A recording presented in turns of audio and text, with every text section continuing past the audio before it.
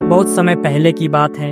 हिमालय की तलहटी में ज्ञानपुर नाम का एक गांव था। यह गांव अपनी समृद्धि के लिए नहीं बल्कि अपनी शांति और संतोष के लिए जाना जाता था। इसी गांव में दो भाई रहते थे, रजत और कबीर।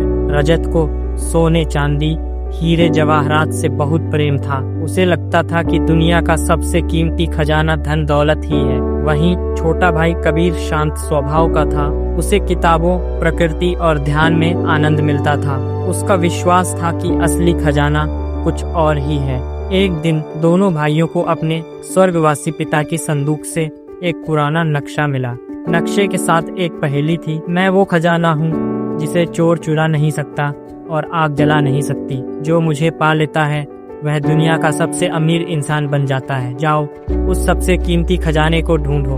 देखा, मैंने कहा था ना, पिताजी ने हमारे लिए सोना चांदी छिपा कर रखा है। भाई, पहेली पर ध्यान दो। ऐसा कौन सा खजाना है जिसे चोर नहीं चुरा सकता? रजत ने उसकी बात नहीं मानी और नक्शा लेकर तुरंत निकल पड़ा। कबीर भी अपने भाई की चिंता में उसके पीछे पीछे चल दिया। नक्शा उन्हें एक घने जंगल में ले गया। चलते चलते वे एक दोराहे पर पहुँचे। वहाँ एक वृद्ध साधु बैठे थे। बाबा, खजाने का रास्ता कौन सा है? मुझे वक्त बर्बाद नहीं करना है। शांति से मुस्कुराते हुए, बेटा, जिस खजाने की तुम्हें इतनी जल्दी है उस तक पहुँचने के लिए कीमत चुकानी पड़ती है। मेरे एक सवाल का जवाब दो। वो क्या है जो बांटने से बढ़ती है? सोना नहीं, हीरे नहीं, मुझे नहीं पता। मेरे पास इन फालतू सवालों के लिए समय नहीं है। कबीर बोला, गुरुजी, वो ज्ञान है। ज्ञान ही है जो बांटने से बढ़ता है।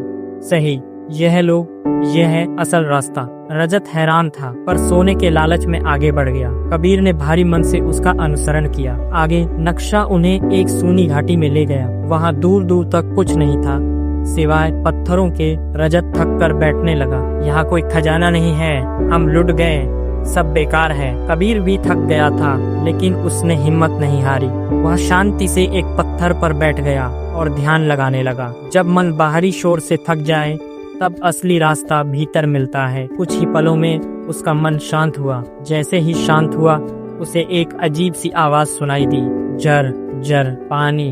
दोनों भाई आवाज की दिशा में भागे और देखा कि पत्थरों के पीछे एक खूबसूरत झरना बह रहा था। नक्शे के अनुसार उन्हें इसी झरने के पीछे गुफा में जाना था। तुम्हें यह कैसे पता चला?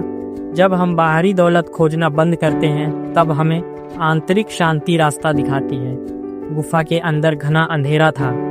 रजत डर गया लेकिन कबीर ने झरने के पास से एक गीली लकड़ी उठाई और उसे पास पड़े दो पत्थरों से रगड़कर आग जला ली। एक कौशल जो उसने किताबों में सीखा था। रोशनी में गुफा के अंत में एक छोटा सा लकड़ी का बक्सा दिखाई दिया। खजाना। चीखते हुए उसने झटके से बक्सा खोला, लेकिन बक्से के अंदर न सोना था न हीरे। उसमें सिर्फ एक ताड़पत्र था। खाली? पर गोल्ड कहाँ है?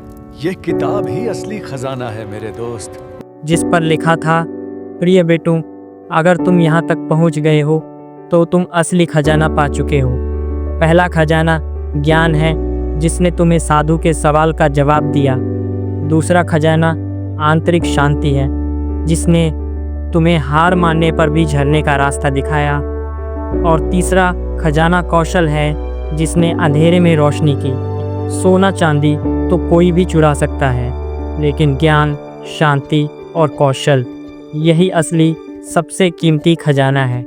रजत खाली बक्सा देखकर सन्न रह गया। उसे पहली बार अपनी जिद और अपने भाई के ज्ञान का गहरा एहसास हुआ। कबीर ने ताड़पत्र उठाकर उसे अपने सीने से लगा लिया। उस दिन के बाद कबीर ने अपने ज्ञान और शांति से गांव को एक बेहतर जगह बनाया। और रजत ने भी समझ लिया कि असली दौलत मिट्टी या धातु में नहीं बल्कि इंसान के अपने अंदर होती है। अगर यह कहानी आपके दिल को छू गई हो तो इसे अपने उन दोस्तों और परिवार के साथ जरूर साझा कीजिए जिन्हें आप अपना असली खजाना मानते हैं। धन्यवाद।